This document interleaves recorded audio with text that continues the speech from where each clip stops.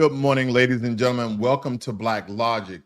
So this morning, a Chinese startup named DeepSeek has developed an AI chat box that's not only rivaling Western counterparts like ChatGPT, but it also causing significant market tremors. This development has led to a very notable decline in shares of major tech companies, including NVIDIA. Don't forget, NVIDIA just released their RTX 5090 graphics card that's going to be upwards of almost $3,000 if you guys are into, graphics card. I build my own computer, so I'm essentially familiar with graphics card and how that intakes. I currently have an Asus graphics card. I don't recall the number. I think it's a 4090s, one of the top ones. But nonetheless, for you guys who are interested, including NVIDIA, Microsoft, Meta, and Alphabet.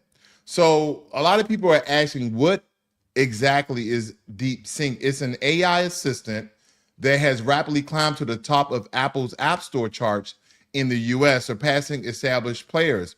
What's even more astonishing is that DeepSeek achieved this feat with a fraction of the resources typically required. The latest model, DeepSeek version 3, was trained using NVIDIA's H800 chip, spending less than $6 million, which is a very stark contrast to the hefty investment made by American tech giants, because we're spending billions of dollars on AI, and they only took $6 million.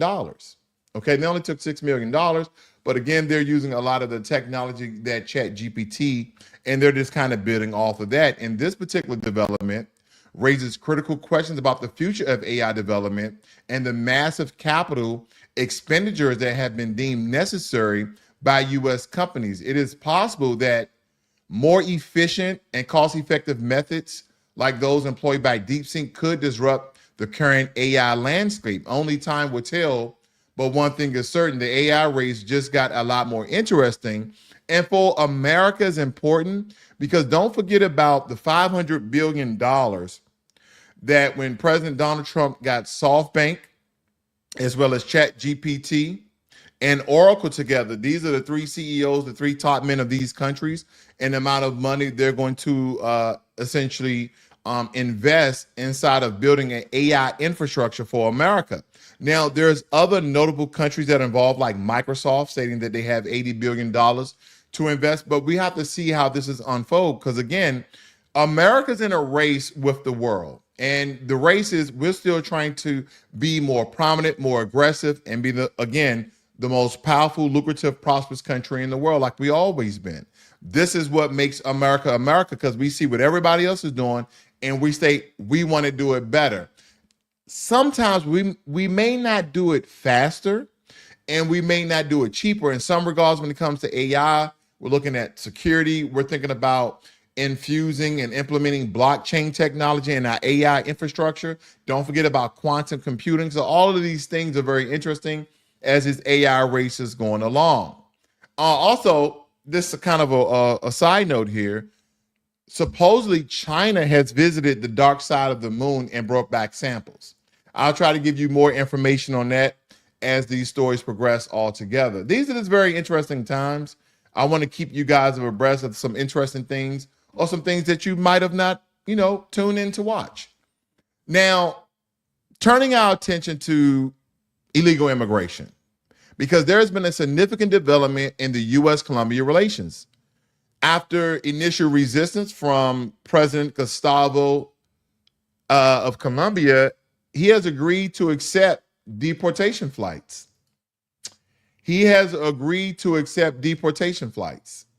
Because initially he said, you need to start to treat people like human beings and not like criminals. And I made a very vague contrast of illegal immigrants and criminals, illegal criminals.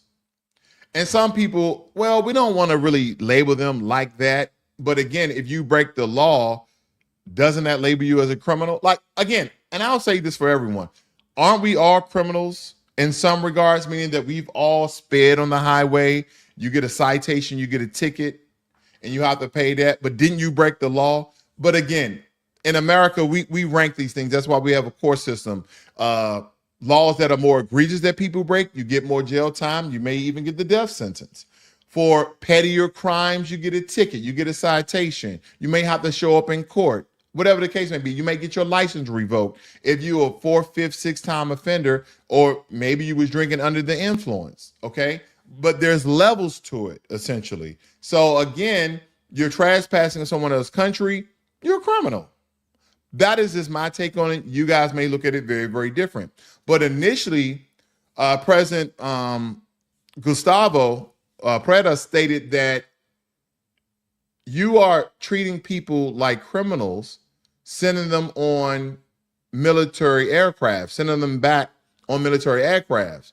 So we're not going to accept those flights. Wait a minute.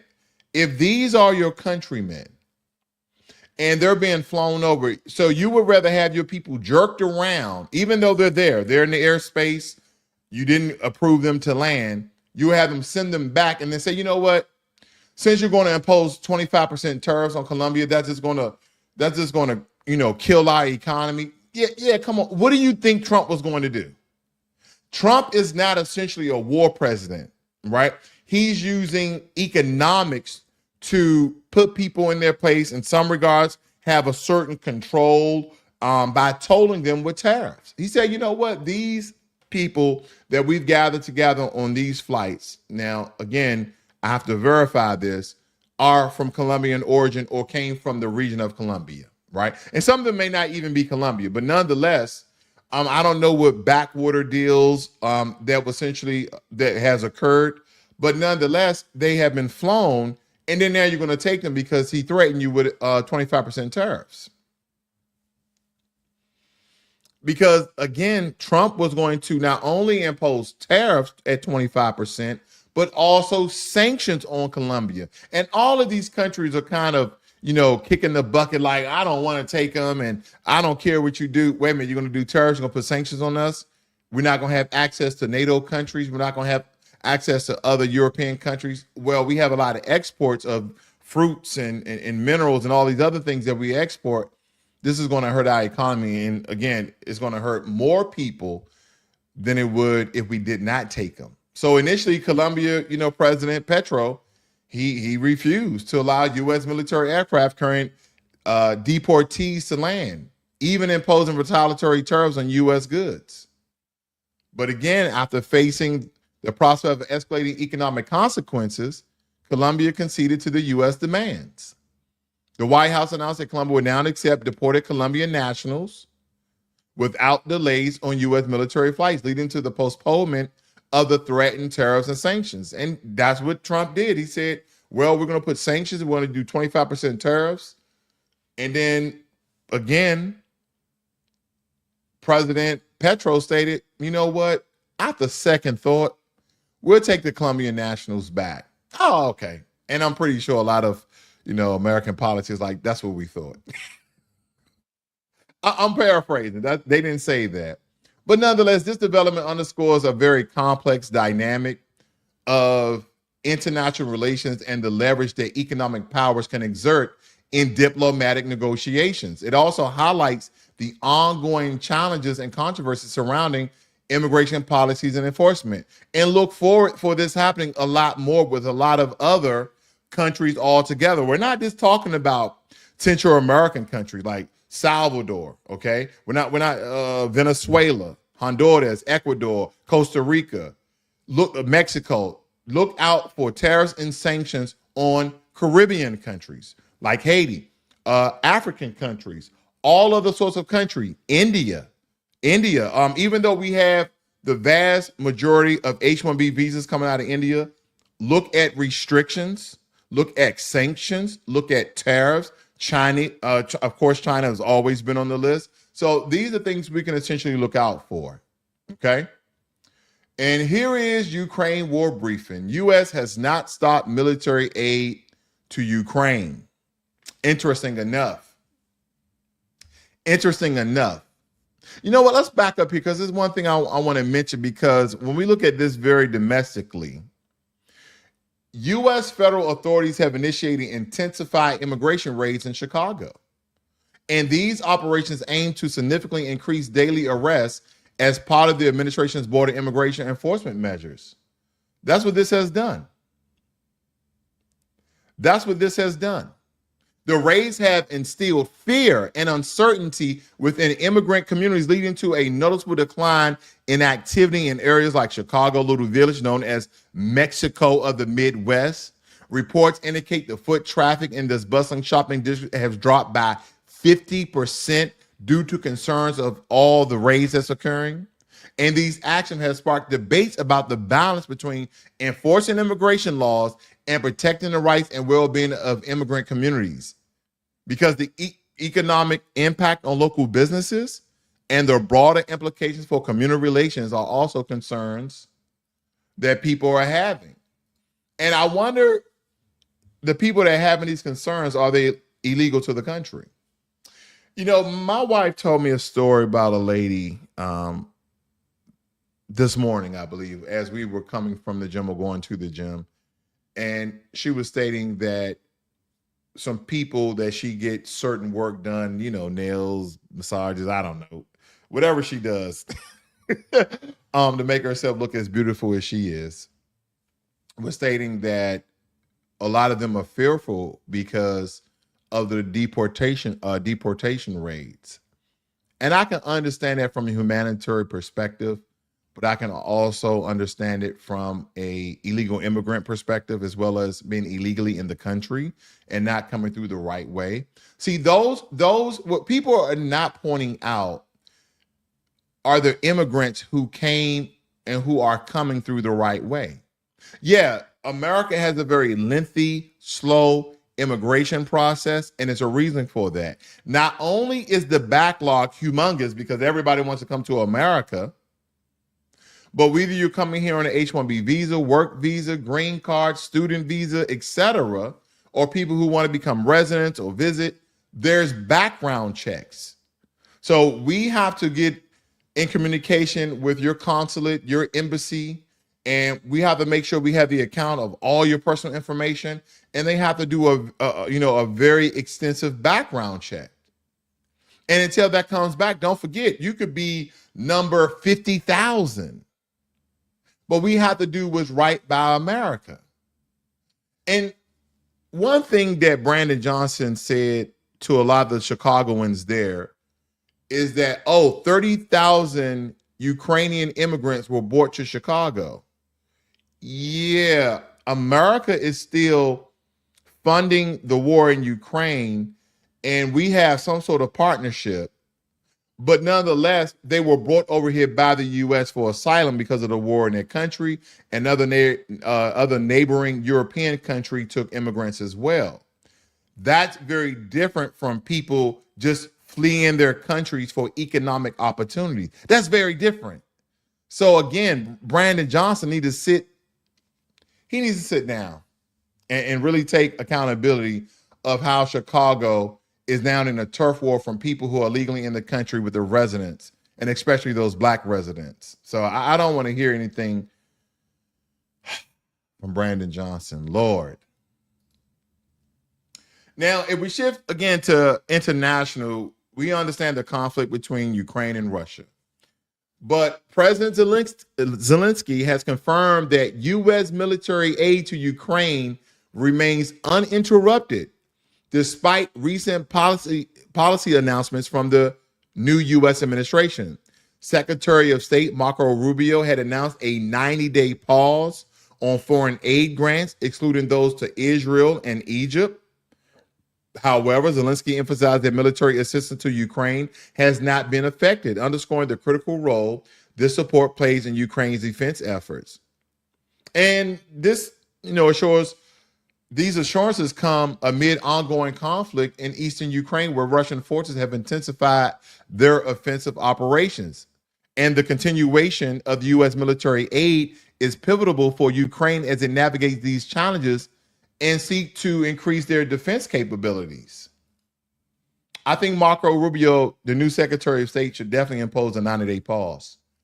There need to be peace talks, ceasefire talks, just as well as Trump influenced the ceasefire talks between Israel and Hamas. The same thing needs to happen with this. Again, we're forking out billions and billions of dollars. We're already at $200 billion. I wonder what it would be. And again, the most important thing is this not the money, okay? It's the laws of life that's occurring in a lot of these countries. But since America is footing the bill, even though that Ukraine is in Europe and there's all sorts of European countries surrounding Ukraine that can just meet them at the border, man, here's, $100 million. But America, we're sending tons of millions of dollars over there and military equipment and military liaisons. So again, who's footing the bill on a country that's located in Europe that's surrounded by European countries that have exported the world for all this riches? Think about all the diamonds that France and the UK and those countries that surround have taken from the continent of Africa. They got the money. If they don't got it in cash, they got it in diamonds. If they don't got it in diamonds, they got it in gems. They don't got it in gems, they got it in gold. They have the money. Why we keep forking out? These are just interesting things that I think about, how America and your tax dollars are paying for all of this. Now, in the Middle East, President Trump's recent suggestion that Jordan and Egypt should accept Palestinians from Gaza has sparked significant backlash because Trump proposed relocating over 1 million Palestinians to neighboring countries to clean out the Gaza Strip, saying it's in shambles, is in turmoil, is in rubbles. The whole city is demolished. There's nowhere for them to live safely. Is President Trump being presidential again? Is he really looking out for the best interests of those Palestinians who land has been destroyed because of war? Because this idea was met with strong opposition from Hamas, Jordan, and Egypt. Everybody was like, no, we're not going to do that. All of whom rejected the notion of forced displacement.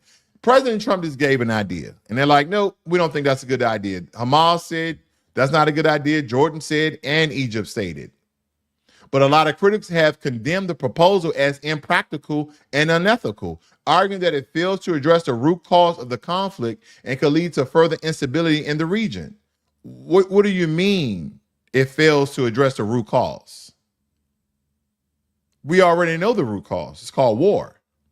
And unfortunately, during war, people are displaced. The suggestion has been labeled as wild by figures such as Basahari Baba, chair of Arab Americans for Trump, who emphasized that Palestinians need not leave Gaza for reconstruction to take place. Okay, well, I can tell you this. When you have people who are in desperate need of resources in a war-torn city, a war-torn part of a country, it's very hard to bring in demolition and bulldozers to clean that out and start to rebuild. Like once you clear that out where it's safe and you started to bring in materials to rebuild, I can see that the people can really put their hands to work to help rebuild their city a lot quicker. But they're going to need support. They're going to need support from a lot of these other countries that surround them. When we're talking about Arab nations are some of the richest countries in the world. And matter of fact, let's look at some of these countries. Some of these countries are not as rich, but some of them are. Saudi Arabia, very, very profitable, very rich. Okay. United Arab Emirates, Egypt, Morocco, Lebanon, Syria, Sudan. Now, Sudan, of course, is a East African country, but for some strange reason, because of some of their languages, okay, are considered a Arab country. Afghanistan, Bahrain, Oman, Qatar. Qatar is a very rich nation, okay? Somalia, Ethiopia, and Pakistan. But the ones that really stick out the most for me is Qatar, Bahrain, Afghanistan, Jordan, Lebanon, Kuwait, Iran. Kuwait is very rich. Morocco, Egypt, and Saudi Arabia. Those are the main, and Yemen and Algeria as well in North Africa. Because we understand a lot of North African countries, believe it or not, is considered white by the United States of America. I showed this on my last night broadcast. Because a lot of people are like, oh, I'm not black, I'm not white.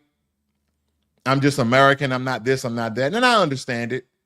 But unfortunately, America stemming from what part of the world you come from has deemed you a particular race. Can I show you guys that? For you guys who may not be familiar with that, depending on where you're from in the world, America has deemed what race you are. Okay. And of course, I think things have to align as far as your phenotype, your complexion. Okay, let me show you this very quickly. This is coming from United States Census Bureau.gov, census.gov, and it states that white. What do America consider white people? A person having origins in any of the original peoples of Europe, the Middle East, or North Africa. And as I stated before, you have countries like Algeria that's in North Africa. Okay, Egypt is in North Africa. So again, just wanted to point that stark difference out to you guys. But on with the news. So turning to economics altogether, there's been reports that are going to be spikes in gas, spikes in eggs, spikes in milk, and a lot of American consumers are going to face record high egg prices, a trend that actually began during Trump's presidency of his first week. The surge in prices is primarily contributed to the 2022 outbreak of avian influenza, bird flu, which led to the loss of over 20 million egg-laying chickens in the U.S. So that is stemming not from Donald Trump taking office or any sort of tariffs, sanctions, or executive orders that he signed. This has to do with the bird flu that has unfortunately ravished over 20 million egg-laying chickens. So that's the reason for the increase in egg price that we're going to see here pretty soon. Also, this is probably some good news for a lot of people because the IRS is rolling out a major expansion of its free filing program, offering relief to taxpayers across more states. At first, it was only in a handful of states. You guys want to go to irs.gov and check out if your state is covered so you can file your taxes right with the IRS. Now, I wonder if they're going to give you any sort of insurance if, as long as you input your information correctly, if they somehow compute it wrong, or they're going to come back and do an audit and say, you owe us $200,000 and we're going to need to take your house. You guys are familiar with that IRS. And ever since the IRS has been threatened to be abolished by President Trump, now they come out with expanding their tax filing program. Look at the IRS. Because starting this year, the initiative will provide no-cost tax filing options for individuals earning under specific income thresholds, targeting low to middle income families who may otherwise struggle with tax preparation fees. The program, initially plotted in selected states, has now expanded to include more jurisdictions, making it accessible to millions of Americans. And this initiative is part of a broader IRS strategy to streamline tax filing and alleviate financial burdens. And the question is, are you eligible? Because the expanded program has income limits, but is designed to include gig workers. A lot of people on Fiverr and all these other platforms who are doing these kind of side jobs, but it includes gig workers, self-employed individuals, and families earning below a certain income level. Again, go to irs.gov to check that out, because this move by the IRS follows years of advocacy from taxpayers and organizations pushing for simpler, more affordable tax filing options, especially for those who qualify for deductions and credits. So a lot of people who were dealing with TurboTax, H&R Block, Jackson Hewitt, whoever knows, and some people like myself, I use a CPA, which, again, CPAs are expensive. A good CPA is expensive. But again, they have, in my opinion, a higher understanding and knowledge of your TurboTax agents, the live agents, even though they may be a CPA, as well as, people individually that may go to H&R Block in person or H&R Block online, right? Again, you have TurboTax, H&R Block, you have Jackson Hewitt, you have TaxWise, you have the IRS now. But again, all of these for some people could be very, very expensive when you're not making that amount of money. Okay. But if you can afford to pay anywhere to $500 to $1,000 to get your taxes filed correctly, then I will probably seek out a CPA who possibly used to work for the IRS. Some of them are some of the best because they know and they follow the IRS tax laws. They know the tax code. So they can do all sorts of tax code magic and be within the confounds of filing your taxes correctly and by law. So again, you might want to go to irs.gov and see if you can file directly with IRS, save you guys a couple of dollars. But nonetheless, I thank you for joining me here this morning. You guys have a great and wonderful day. This is Black Logic.